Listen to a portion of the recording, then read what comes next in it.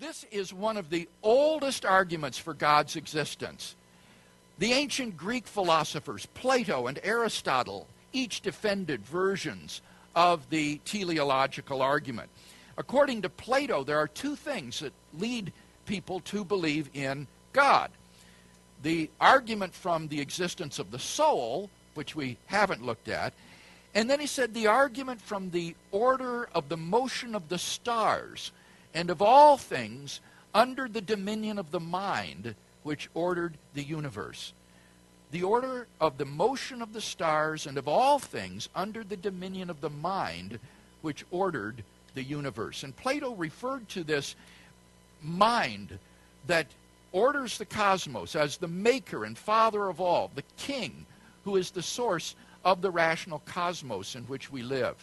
His pupil Aristotle has an even more splendid statement of the argument for design. Aristotle imagined what it would be like if there were a race of men who lived underground all their lives in a cave, and who suddenly, through an earthquake or something, managed to escape and come out and see the external world.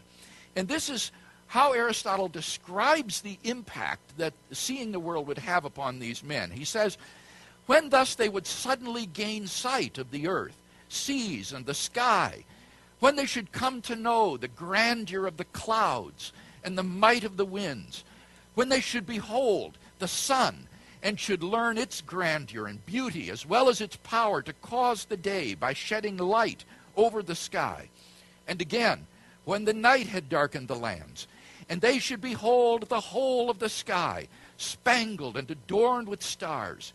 and when they should see the changing lights of the moon as it waxes and wanes, and the risings and settings of all these celestial bodies, their courses fixed and changeless throughout all eternity, when they should behold all these things, most certainly they would have judged both that there exist gods and that all these marvelous works are the handiwork of the gods. In his book, The Metaphysics, Aristotle goes on to argue that there must be one first uncaused cause, a prime mover, a first uncaused cause, which he refers to as God, a living, intelligent, immaterial, eternal, and most good being who is the source of order in the cosmos. And as you read the works of these ancient Greek philosophers like Plato and Aristotle, you cannot help but think of Paul's letter to the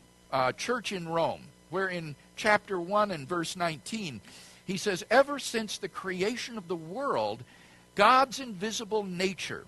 namely his eternal power and deity, has been clearly perceived in the things that have been made. From the earliest times,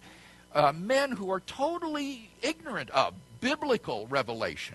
have looked at the order and beauty in nature and inferred that there must be a designer and God who has created the universe.